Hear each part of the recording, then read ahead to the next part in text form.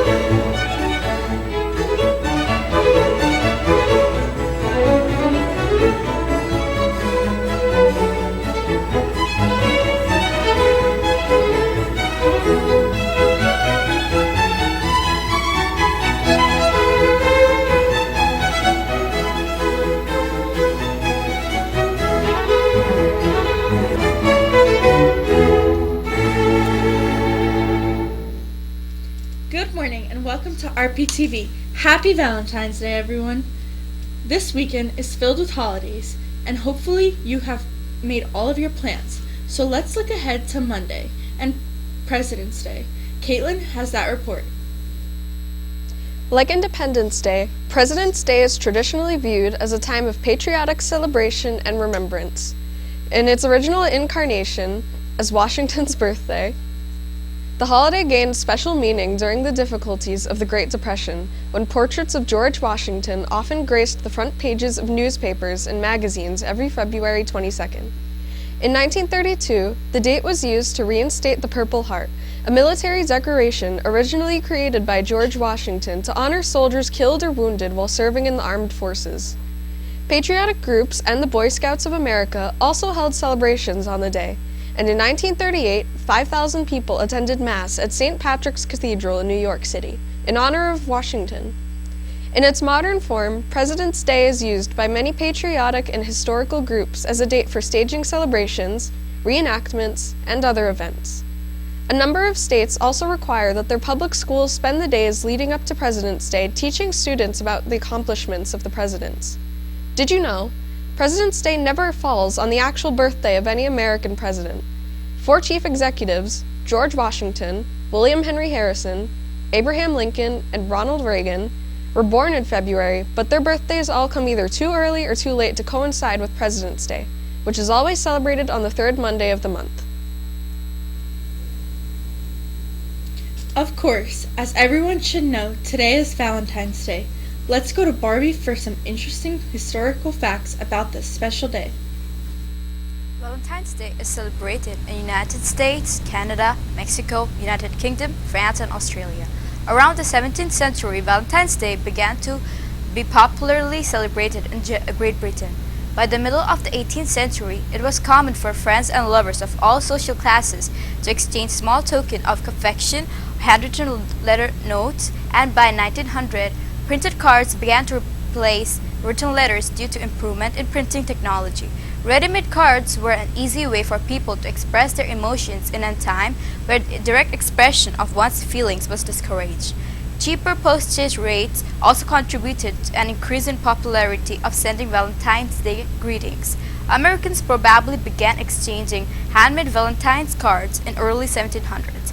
In 1840s, Isher A. Holland, was known as Mother of Valentine, began selling the first mass-produced valentines in America. She made elaborate creations with real lace, ribbons, and colorful pictures known as scarf. Today, according to Greeting Card Association, an estimated 145 million Valentine's Day cards are sent each year, making Valentine's Day the second largest card-sending holiday of the year after Christmas. Now it's time for announcements. The bowling team is celebrating the end of their season with a merchandise sale. Please see any member of the bowling team or Mr. Fucci if you are interested in purchasing a t-shirt, hoodie, or long sleeve shirt. Order forms can also be found on the school's website. Art Club and National Art Honor Society will be meeting Fridays after school in room 102 during the school year. We are working on projects and sometimes exploring new media. Join us. Also, Art Club and NAHS are collecting real or made-up recipes connecting to community, culture, or connections. These can be any size, handwritten, and decorated, and will be sent to a program associated with the Bezos Family Foundation. For every recipe submitted, $3 will be donated to organizations providing food to undernourished people around the world. Please help. See Mrs. Scucho for further information and supplies. Breakfast program. Start your day the right way. Our school offers a breakfast program available in the cafeteria starting at 7:10 a.m. Full price is $1.85 and reduced is 30 cents. Breakfast has many benefits for our students. Take advantage of our breakfast program. Class of 2021. Give your input about this year's field trip. Please check your email to get the link. Red Bull vs. Atlanta on Saturday, May 16th at 1 p.m. We will depart from the high school at 11 a.m. We need a minimum of 25 participants to run the trip and need a commitment so we do not lose our deposit. The cost is $25 per person. If you have any questions, please see Ms. Hernandez or Mrs. Kowalski. Parents and students are invited to attend a college planning night scheduled for Thursday, February 20th at 7:10 in the RPHS cafeteria. The presentation will cover the college search and application process. This event is open to all RPHS families. However, junior students and parents are highly encouraged to attend. Wands for Wildlife. Recycle and save wildlife. The Ecology Club is collecting old mascara wands. The wands will be donated to Wildlife Rehabilitation Nonprofit Refuge, who uses the old mascara wands to help remove fly eggs and larvae from the fur of animals. They work great because the bristles are so close together and gentle to use on the injured and orphaned wild animals receiving care. You can help to save wildlife. Our final story this morning concerns a relatively new and unofficial holiday known as Galentine's Day. If you plan on celebrating, you're too late. Yesterday was the day. Anyway, let's go to Caitlin for that report. Yesterday was the unofficial holiday Galentine's Day, a day to celebrate friendship, women, and enduring bonds. This unofficial holiday was celebrated on February 13th, 2020. The idea was conceived from Leslie Knope, the energetic civil servant from the show Parks and Recreation. Amy Poehler, who played Knope, wanted a day to get together with her female co-workers and to have a toast to their friendship while eating her favorite breakfast food, waffles. What started out as a joke at first turned into a full pseudo holiday, with many companies making cards for the occasion. 10 years later, women salute other women, praise friendship, and hail the Equal Rights Amendment. The cast of the show, around this time of year, remember this time on their social media, but many other female celebrities talk about their love for the holiday, one of them being a guest on Parks and Rec, Michelle Obama. On Galentine's Day, I want to shout out my girlfriends who helped me stay sane and grounded through all life's ups and downs. Whether catching up over the phone or laughing it out during an 80s themed workout, I know I can lean on these ladies, and that's made all the difference. Stay tuned, we will be right back.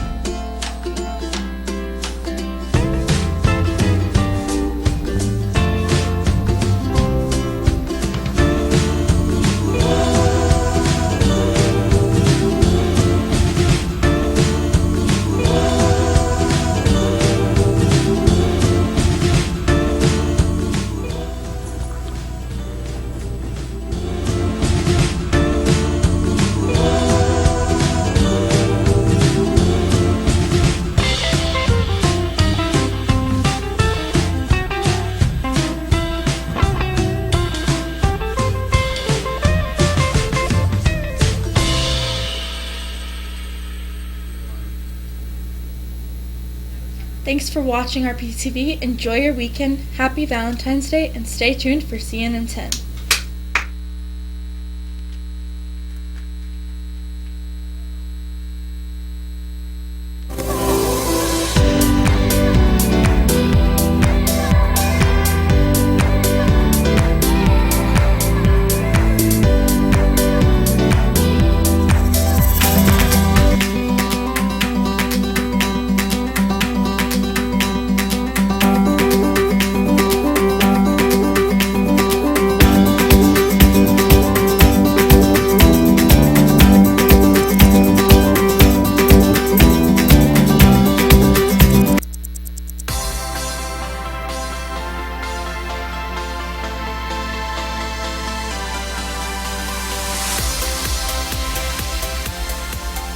Hi, I'm Carl Azus. I was just at a Friday last week, and I'm happy to report it's awesome. Thank you so much for making CNN 10 part of your Friday.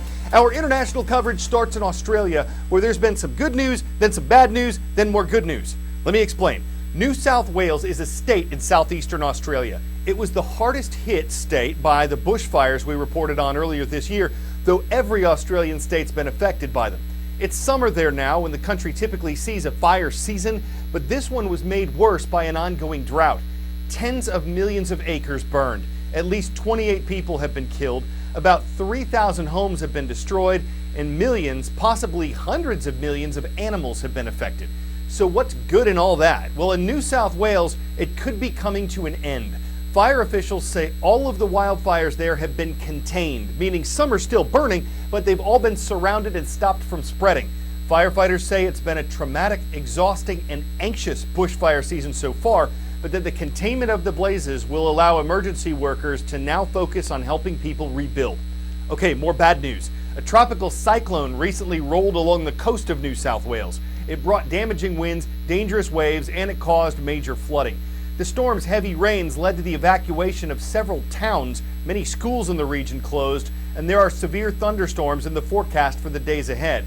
But the good thing about the cyclone, which is what hurricanes are called in the South Pacific, is that it's helped put out more than 30 fires since last Friday. The New South Wales Rural Fire Service called that the most positive news they've had in some time.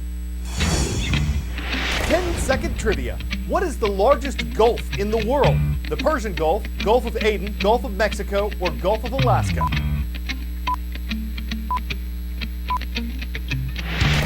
Covering around 600,000 square miles, the Gulf of Mexico is the world's largest. That massive oil slick now covering some 600 square miles of the Gulf of Mexico, and it could start reaching the United States coast within hours.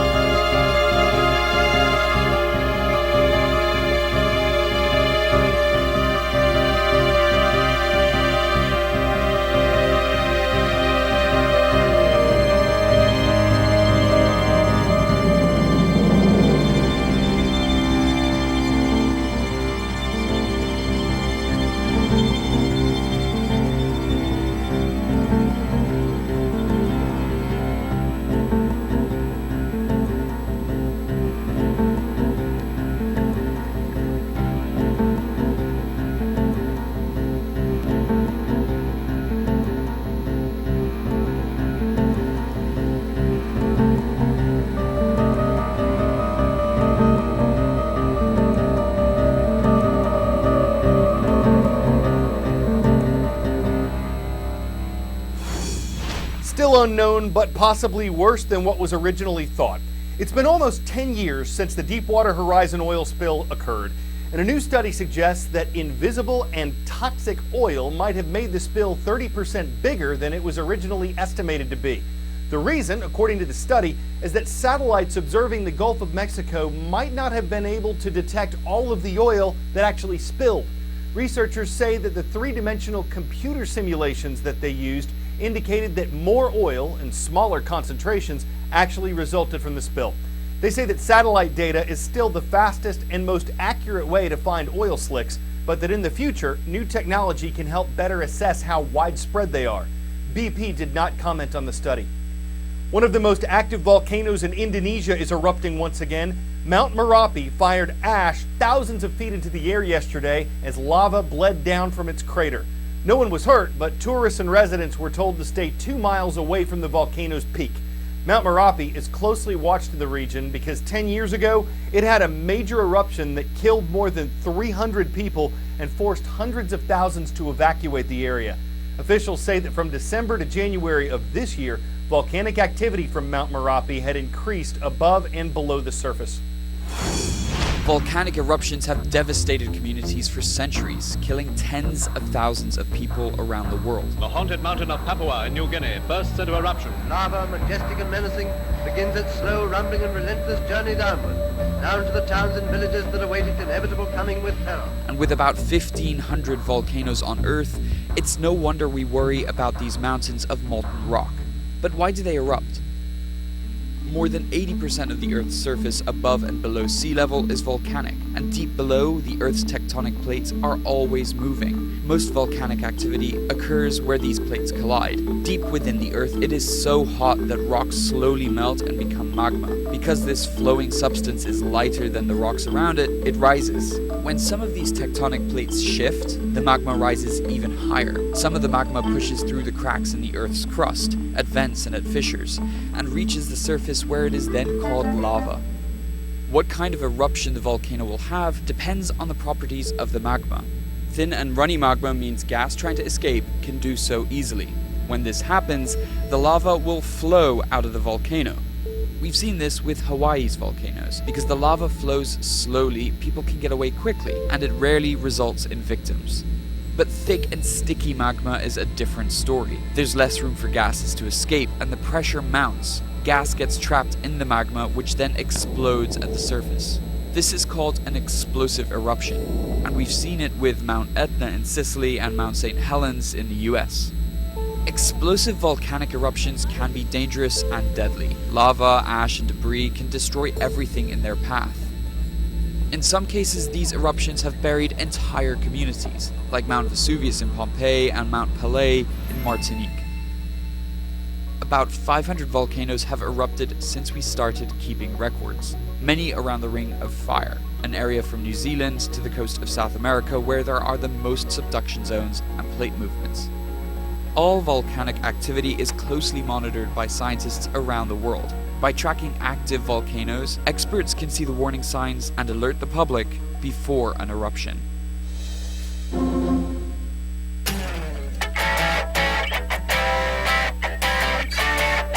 For 10 out of 10, how to train a sheepdog to become a bird dog. There are a lot of geese in the area around Denver, Colorado, and after seeing his dog chase geese away from a campsite, the owner decided to use the animal in goose control, and that's become a full-time job. He says the dogs don't actually eat or even contact the geese, but they make them think that there's a predator in the area so the birds won't come back. Or should I say they won't come beak, or they won't come bark. Now you might be thinking, waterfowl idea. But when a dog has a good gander at a goose and goes on a wild goose chase, the geese it's gotta do is geese out of there in a doggone hurry before it gets herded, though not hurted, by a border collie turned border collie. All right. Tioga, Louisiana is our last stop today. Hello to all of the Indians of Tioga High School. Hope everyone there and around the world has a wonderful weekend, and we'll return on Tuesday. We're off Monday for the President's Day holiday. I'm Carl Azus for CNN.